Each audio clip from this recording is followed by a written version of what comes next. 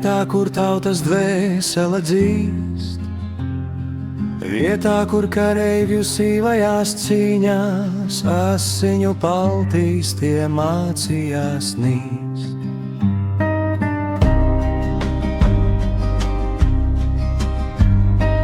Par savu tautu un savu zemi, kauls zāģis rokā bijis, kur zemes katlā stāvot kā vīriem, zinot, kā asinīs zibeņi šķīst.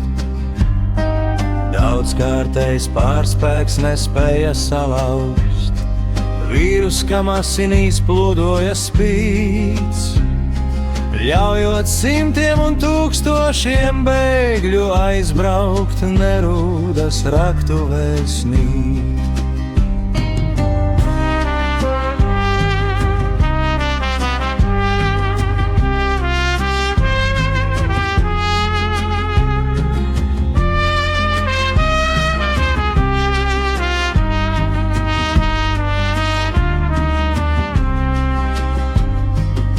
Arī pēc kara cīnījās vīri par savu Latviju un savu sētu, atstāti nodoti likteņa varai, spītā līdz pēdējās asinis līst.